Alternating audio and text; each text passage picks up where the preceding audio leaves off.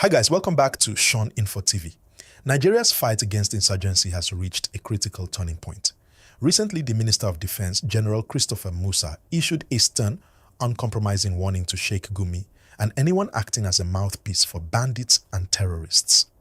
The message was clear. There is no middle ground when it comes to national security.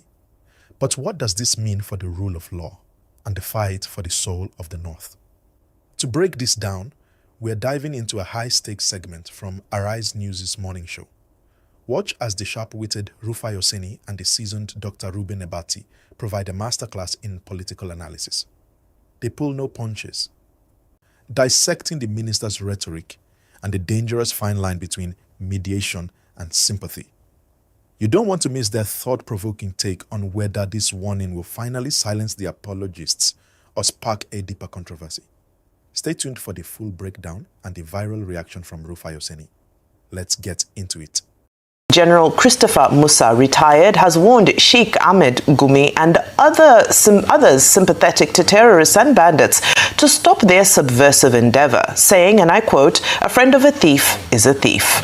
Speaking yesterday during an official visit to Maiduguri, the minister said those engaged in acts of terrorism and banditry did not represent any form of regional, ethnic, or religious brotherhood.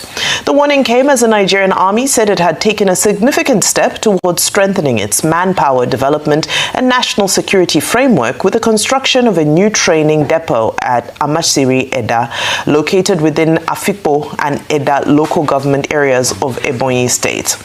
Musa explained that his remarks were deliberate and purposeful, not merely symbolic. He stressed that Nigerians must refrain from supporting or justifying criminal activities in any form. He said the warning directly responded to narratives previously advanced by Sheik Gumi, who had referred to bandits hiding in forests as, and I quote, "our brothers," and suggested that society could not function without them. Musa stated that Nigeria could not defeat terrorism and banditry while dangerous narratives blurred the line between victims and perpetrators. Maurice, this morning, Rufai, your take. So, number one, I'm happy that General Musa has come out to say a friend of a thief is a thief. And that statement is very heavy. Because, you see, as we celebrate Armed Forces Remembrance Day, and I pay tribute to all of our great, valiant troops that fight day and night and lose their life on the battlefront, and I call for improved welfare, it is very shocking that those that have perpetrated a narrative of the criminal terrorists in this country the most are people that served in the Nigerian army at one point or the other. People like Sheik Gumi. So the question we should ask people like Sheik Gumi is, where is your esprit de corps? It's so easy for you to call bandits, criminals, terrorists, our brothers in the bush, to advocate for their welfare. And when you hear some of his arguments, oh, they don't have water, they don't have this, they don't have education, most parts of Nigeria too do not have that. Most parts of Nigeria too do not have that. Come to some parts in the southwest here and see the deplorable state of the healthcare. See the deplorable state of hospitals. Most villages do not have pipe-borne running water. But they have not taken to arm and criminality and banditry. And I feel very sad this morning because this was somebody that served in the military. So please, General Musa, I don't just want you to say it as words. Match it up with action. Second layer is the state governors. Especially our very dear friend that said the position of a governor is so hard for him, and I really feel a lot of pity for him. In fact, I think I'm ready. I can offer therapy for him if he wants, one-to-one counseling. I'll just tell him it is well. In fact, if he gives me, I can be calling him every time and just be, telling him that it is well, don't worry. I know the position of being a governor is too hard for you. But it's so hard that you are negotiating with bandits at the expense of people in your state being killed. And you say you are doing peace deals. And bandits were roaming around every part of your state in a bid to have peace. You even had the unmitigated temerity to send your commissioners to tell us Nigerians that those that have problems with your peace deal, they should shut up while you were trying to negotiate a release for these bandits. General Musa, I think you should add the governor of Katsina State to also your list. Because as far as I'm concerned, those that negotiate with bandits and do peace deals, put them on the list. I think Kaduna too recently had one negotiation, or a peace deal, if my memory serves me, or they've had in the past. Any state that is found wanting, put them in the list. Negotiate and placate and forgive bandits when they are killing our troops. You think our troops do not have a life to live? You think their family members are happy about how they are killed? Then the third layer General Musa should look at are the media spinners. Those that come and say, don't profile them. Don't profile them. It exacerbates the conflict. Don't profile them.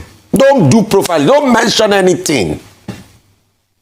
In a country where they are killing people, so people that are killing people should not be mentioned, should not be named. Oh, so that we will not fall in the path of political higri-bigri. Is that it? These were the same people that say, oh, there's a difference between terrorists and bandits. Bandits, oh, they do this just, no. People that terrorize people are terrorists. These bandits terrorize people, so they are terrorists. So those that come and spew all sorts of media narrative in defense of these people, General Musa, add them to the lists. This include commentators, analysts, those that come and talk and do propaganda. They think we do not know their narrative. They spew it and they put it with an air of neutrality and say, oh, I'm neutral in this. I've done my research. They parade themselves as experts. Stop it! Finally, General Musa, who said that the friend of a thief is a thief.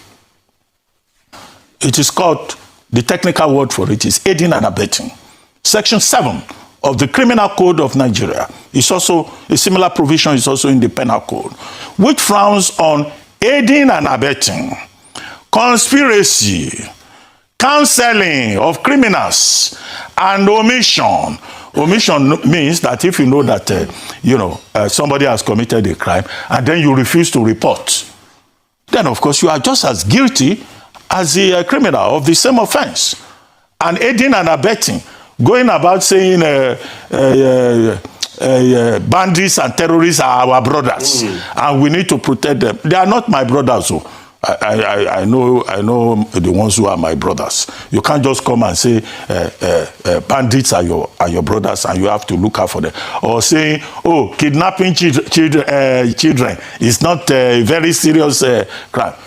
What the Minister of Defense has said is that, look, people should join the government in fighting crime, whether you call it banditry or terrorism, and should not be talking out of turns. However, I would like to advise the Minister of Defense and his team to walk the talk. It's not rhetoric we want. We want to see people who are guilty of this offense under Section 7 of the Criminal Code of the Federal Republic of Nigeria and similar provision in the Penal Code arrested and brought to book. Maybe that will send a strong signal to others that, freedom of speech, what is called freedom of speech, also has its limits. It does not include reckless talk that will endanger the lives of other people, and you say, oh, it's free speech. You are just expressing an opinion. No, certain opinions are sanctionable. And you listed, Rufai, you listed some people, some characters. You should include the media. You are talking about commentators. Is it not media establishments that give them the platform to come and talk out of turn? But however, the allegation will be freedom of speech, and that all, or the defense will be freedom of speech, and that all opinions should play. But the important thing is to always have the other side and to allow the other views, due respect. Absolutely. But they also say your freedom ends where my nose begins.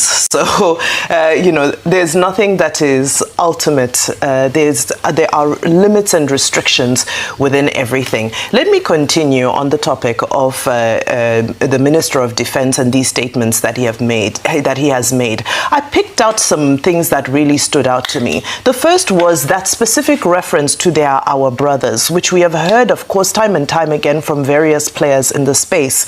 Now, timing-wise, I think it was important for him to make this statement. Why do I say that? Because we've just heard news over the past few days that the United States has labeled the Muslim Brotherhood groups in Egypt, Lebanon, and Jordan as terrorist organizations. Now, not all organizations, especially here in Nigeria, where we find that there are several different types of organizations that will refer to themselves as, brotherhood and so forth. However, it's now important for us to make that distinction, especially from the state level, that we are separating certain groups that are going about their business from being labeled as our brothers within a brotherhood or a religious organization that may mimic some of the organizations that are now falling under spotlight globally and are now being designated as terror organizations, especially given the fact that we're trying to continue a collaborative relationship with the United States. We are not trying to further escalate, some of the tensions that may exist in that relationship. Furthermore, he said there comes a point where we have to know where to draw the line between compassion and complicity. And I thought this was very important because, unfortunately, generally, as a national system, not just in areas where we're seeing terrorism and banditry, compassion seems to be what is pushed above complicity. Compassion seems to be the order of the day, and it has replaced towards these players because they argue that, these players are also victims of circumstance. My father always used to say something very profound. He says, one man's freedom fighter is another man's terrorist. However, in the absence of justice, the narrative becomes blurred. And where can we take this back to? Let's take it back, as today is January 5th, as a system of governance. What do I mean by this? I mean that any systematic situation that causes, especially that has violence at the center of it, has now created a culture where we say that, no, number one, we silence them. Number one, there's no justice. And number two, the perpetrators of those crimes are somehow incorporated into the system and placated by various contracts, promotions, positions, and so forth. This trend can be looked at not just in the northern part or middle belt where we're currently seeing an upsurge in insurgency, even if you look at the Niger Delta, where we say, okay, fine, that amnesty was able to placate the militant activity that was happening at the time. But what happened? We brought the militant actors into the elite circle, but the systemic challenges that caused these issues still exist. You look at the issues around Ogoniland at the moment. Have we been able to clean up the actual foundational cause of that advocacy that happened at that time? Now we look at a different part of the country where they are putting forward an argument and they're saying that, well, we have ungoverned spaces, we have groups of people who needed to protect themselves because the state failed to protect them. So why are they being criminalized? Again, you see how this concept or doctrine of no victor, no vanquished, and being used not as a war doctrine, but now being abused as a system of governance and a system of, instead of a system of conflict management, when we are supposed to be moving to conflict transformation. And so as long as we continue in this pampering of people who have gone against the Constitution, who have broken the law, then this culture will go on. And unfortunately, what it does is it protects elites, it expands the elites, but it means that citizens will never have redress. Citizens will never have justice in a system where we say that anybody who has access to violence will be able to be incorporated into the elites and will be forgiven. Their sins will be forgiven and they will move on. I'll quickly touch on FG, the federal government, and ASU. After 16 years, I think we're all still holding our breath here. When we see the implementation and the rollout, we applaud the fact that the impasse has been ended. However, ASU